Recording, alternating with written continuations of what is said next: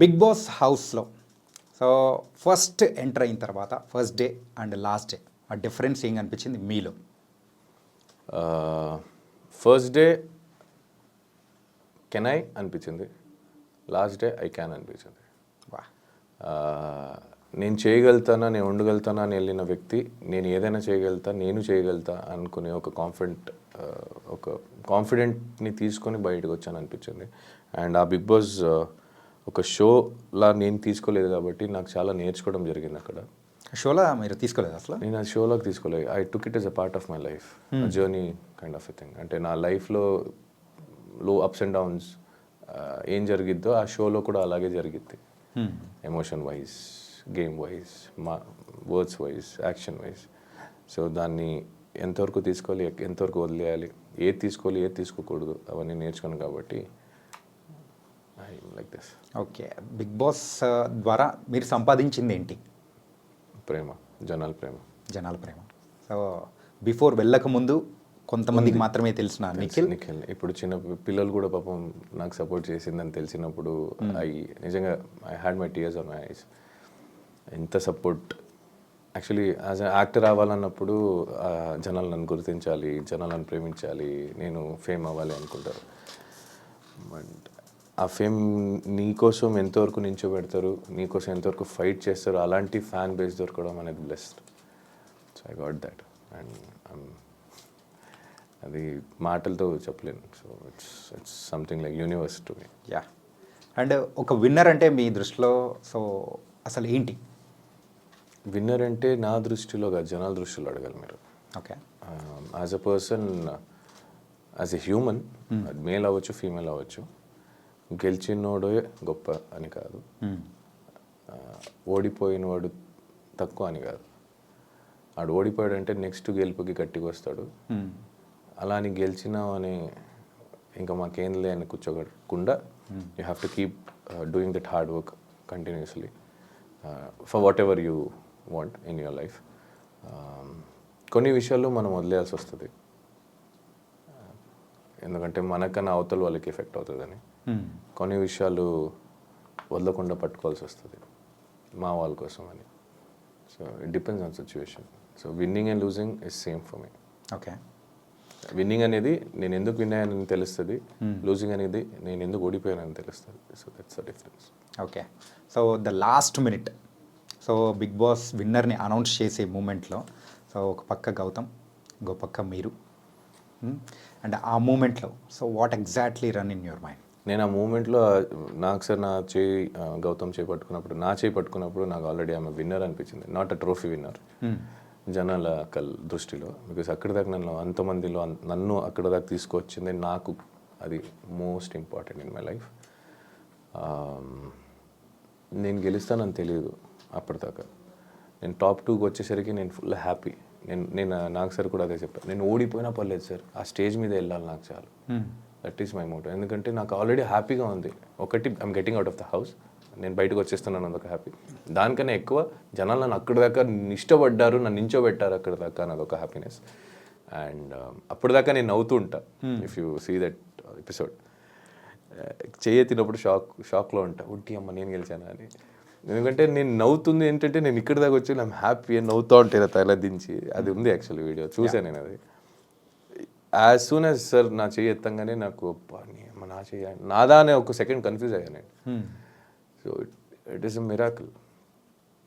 అంటే బేసికలీ నేను ఎంతో మంది డ్రీమ్స్ని I'm living in the dream. Actually నా ప్లేస్లో చాలామంది రావాలని అనుకుంటారు. అంటే నా ప్లేస్ గొప్ప అని కాదు, కొంతమంది ఇదైనా ఐ వాంట్ టు బీ ఒక రోజు నేను అలా ఉండాలి అనుకుంటారు. ఆ ఆ లైఫ్ దేవుడు నాకు ఇచ్చాడంటే I have to take care it, I have to do it. ఎంతవరకు నా 100% ఇవ్వగలుగుతాను నేను ఇవ్వాలి యాజ్ అ పర్సన్. ఎంతోమంది డ్రీమ్స్ని నేను జీవిస్తున్నానంటే తెలుసో తెలియకుండా someone is getting influenced by me. So I should be responsible as a society member. Like ఈ జనాల్లో ఒక్కడు అన్నప్పుడు నన్ను చూసి నేర్చుకున్న ఫ్యూచర్లో నా పిల్లలు కూడా అవ్వచ్చు. So I have to be responsible. So అచ్చా. బిగ్ బాస్ 8లో సో మీరు స్టార్టింగ్ నుంచి సో మీతో పాటు కొంతమంది కంటెస్టెంట్స్ స్టార్టింగ్ నుంచి వస్తూ గేమ్ ఆడుతూ అట్లా వచ్చిన వాళ్ళు ఉన్నారు. కాకపోతే మధ్యలో సో వైల్డ్ కార్డ్ ఎంట్రీస్గా వచ్చి సో సెకండ్ ప్లేస్ వరకు కూడా వచ్చిన వాళ్ళు లైక్ ఇన్ఫ్యాక్ట్ గౌతమ్ గారు. సో సో ఆ మూమెంట్ ఎలా అనిపించింది ఏంటంటే సో హాఫ్ వేలో మొదలుపెట్టిన వాళ్ళకి మేము స్టార్టింగ్ నుంచి ఉన్న వాళ్ళకి ద డిఫరెన్స్ అనేది లేదా అని మీకు ఎప్పుడు అనిపించలేదు? నాకేమనిపించలేదు, it's part of a game. నేను ఇప్పుడు దాకా ఎప్పుడు ఎవరికి పాయింట్అవుట్ చేసి మీరు మధ్యలో వచ్చిన వాళ్ళు అది ఇది అని చెప్పలేదు. బట్ యా ఒక్క చోట నేను చెప్పింది ఏంటంటే ఫస్ట్ నుంచి కష్టపడిన వాళ్ళకి ఆపర్చునిటీ నేను ఇవ్వడం ఇష్టపడతా. దాని మధ్యలో అసలు ఆబ్వియస్లీ మీకు కావాల్సిన వాళ్ళు ఆల్రెడీ సపోర్ట్ చేస్తున్నారు, నాకు కావాల్సిన వాళ్ళకి నేను చేస్తానని చెప్పాను. కానీ వాళ్ళు వచ్చిన తప్పు నేను ఎప్పుడు చెప్పను కూడా. It's a process, it's a game show. నేను చెప్పాను కదా అదొక పార్ట్ లైఫ్ అన్నట్టు తీసుకున్నాను. లైఫ్లో కూడా మధ్యలో చాలామంది వచ్చేసి వెళ్ళిపోతూ ఉంటారు. సో మీ లైఫ్లో కూడా అలా మధ్యలో వచ్చి వెళ్ళిపోయి చాలామంది ఉంటారు. మీ లైఫ్లో ఉంటారు ఆబ్వియస్లీ, ఎవ్రీ వన్స్ లైఫ్లో ఉంటారు. మీ స్కూల్ ఫ్రెండ్స్లో ఎంతమంది ఇంత క్లోజ్గా ఉన్నారు, మీ కాలేజ్ ఫ్రెండ్స్ ఎంతమంది ఉన్నారు, మీ ఫస్ట్ క్రష్, ఫస్ట్ లవ్, చాలామంది ఉంటారు. ఓ మీ ఒపీనియన్లో లవ్ అంటే ఏంటి? యాక్సెప్టెన్స్ దేని గురించి? ఎవ్రీథింగ్, ఏదైనా యాక్సెప్ట్ చేయాలి అంతే కదా. లవ్ చేసినప్పుడు యాక్సెప్ట్ చేయాలి కదా. ఇప్పుడు అమ్మ నాన్న నేను తప్పు చేశాను అనగానే ఆ తప్పును ఒప్పుకునైనా గిట్ట ఒప్పుకుంటారు కదా నా బిడ్డ అని. That is acceptance. ఎక్స్పెక్టేషన్స్ కన్నా యాక్సెప్టెన్స్ కొంచెం ఎక్కువ ఉంటే బెటర్ ఫ్రమ్ మై దృష్టిలో. And respecting each other values అంటే ఫ్రమ్ బోత్ సైడ్. చిన్నోడు పెద్దోడు సో ఈ యొక్క మాటలు కానీ సో బయట మీరు సోనియా గారు అండ్ పృథ్వీ సో మీరు ముగ్గురి యొక్క కెమిస్ట్రీ ఏంటి అసలు? మనం కనెక్ట్ అయ్యాం అలా. పెద్దోడు అంటే నేను పెద్ద కొడుకు అని, చిన్నోడు అంటే ఆ చిన్న కొడుకు అని. She big sister is nothing but an mother. సో మన దృష్టిలో అదే. ఇంకా నలుగురు కనుక ఏం కనిపిస్తుందో దానికి మేము I can't explain anything for that. అంటే ఫుటేజ్లో అక్కడ బయట ప్రేక్షకులకు చూపించే ఫుటేజ్ అనేది అది తక్కువ అండ్ మీరు చూపించింది చాలా ఉందనా లేకపోతే ఏంటి అసలు? మీరు చూపించింది చాలా లేదు, మాది బాండింగ్ సరిగా మీరు చూడలేదేమో అని. గంట ఎపిసోడ్ చూస్తారు, 24 గంటలు మేము ఉంటాం. సినిమా చూడకుండా ట్రైలర్ చూసి రివ్యూ ఇచ్చే వాళ్ళకి ఇంకేం చెప్పగలుగుతా? అంటే ఇప్పటివరకు ప్రేక్షకులు కూడా ఆ ట్రైలర్ చూసే కదా మిమ్మల్ని కూడా సో విన్నర్ అనేది చేశారు. అదే ట్రైలర్ చూసి కొంతమంది నన్ను తిట్టుకున్నారు కూడా కదా. సో ఆ తిట్టుకునే వాళ్ళకి చెప్తున్నాను. ఇష్టపడే వాళ్ళు ఎంతైనా ఇష్టపడతారు భయ్య. మా వాడు అంటే నా ఫ్రెండ్స్ ఇప్పుడు కూడా నించున్నారు, నా తప్పున లేకపోయినా. చిన్నప్పటి నుంచి కొన్ని ఫ్రెండ్షిప్స్ నాకు ఇప్పుడు దాకా ఉంది. ఇప్పుడు కూడా నా కోసం ఏదైనా సరే వాళ్ళకి అవ్వకపోయినా నించుంటారు. So that is what I love is. It's not only between a girl and a boy, it happens with in brother, friends, family, sisters, whatever it is. Acceptance అదే అక్కడే ఉంది. అంటే బయటికి వచ్చిన తర్వాత సోనియా గారితో బాండింగ్ ఎలా ఉంది? మాట్లాడతాను, we keep talking. Okay. But ఆ మ్యారేజ్కి వెళ్ళేది because I was out of station. అందుకే నేను ఒక ఇంటర్వ్యూలో కూడా చెప్పా, ఏమైనా ఇవ్వాలా అని అడిగారు. ఆ మ్యారేజ్ గిఫ్ట్ ఇవ్వలేదు, ఇవ్వాలి వెళ్ళి అని. సో నేను కొంచెం ఫ్రీ అయినప్పుడు వెళ్ళుకో. అక్కడ అందరు కలిసారు కానీ మీరు మాత్రం లేదు, నేను అవుట్ ఆఫ్ స్టేషన్లో ఉండే. ఓకే. అంటే బిగ్ బాస్ హౌస్ నుంచి బయటికి రాగానే మీరు చేసిన ఫస్ట్ పని ఏంటి? నిద్రపోయావా ఫస్ట్ మంచిగా నిద్రపోయా. 2 days ఐసోలేటెడ్ ఉండే. ఓకే. బయటకు వచ్చినప్పుడు కూడా ఏంటి వీళ్ళు మనుషులు కలవ.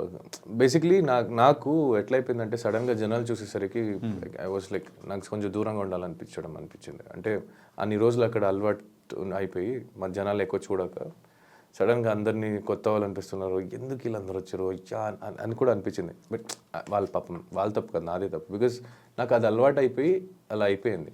And they are so excited. నాకు అలా హర్ట్ చేయకుండా I wanted to be with everything. I tried and I getting over it now. ఇప్పుడు కూడా కొంచెం ఉంది, కొంచెం సఫోకేటెడ్ అవుతా. But okay.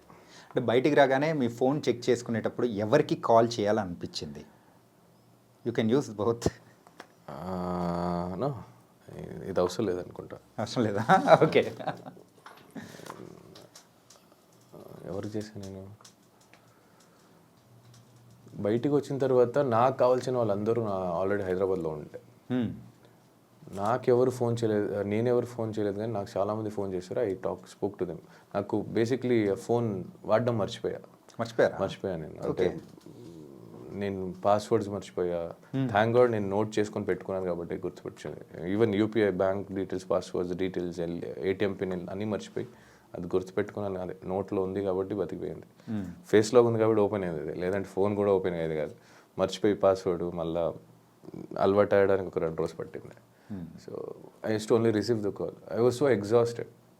చాలామంది ఆల్రెడీ ఉన్నారు నాతో, ఫోన్తో మళ్ళీ వాళ్ళతో సరిగ్గా మాట్లాడలేక బాగోదని I was balancing and it was suffocating. అంటే అలాగే బయటకు వచ్చిన తర్వాత ఫుడ్ కానీ సో బాగా ఫుల్ తింటున్నా, అంటే నాకు నచ్చిందంతా తింటున్నా, అపిటైట్ కొంచెం తగ్గిపోయింది, అంటే ఎక్కువ తినలేకపోతున్నా. లిమిట్ అలవాటు అయింది, అదే లిమిట్ని మెయింటైన్ చేస్తున్నా, బట్ నాకు నచ్చింది తింటున్నా. ఫస్ట్ రాగానే చికెన్ చికెన్ నన్ను ఇంకా దొరికినంత తిన్నా నేను. ఇంకా ఇడ్లీ కూడా కొత్తగా అనిపించింది నాకు, మసాలా దోశ కొత్తగా అనిపించింది, చాలా అయ్యో పానీపూరి ఇవన్నీ కొత్తగా అనిపిస్తుంది.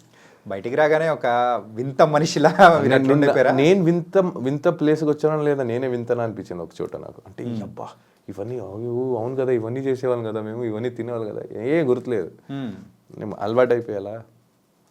అండ్ మీరు ఫస్ట్ చూసిన మూవీ బయటికి రాగానే? పుష్ప ఒకటి చూసా, ఇంకోటి శాకాహారి అని ఒక కన్నడ సినిమా చూసా ఓటీటీలో. అండ్ మిమ్మల్ని అంటే బయటికి రాగానే ఇది మొత్తం కొత్త ప్రపంచం.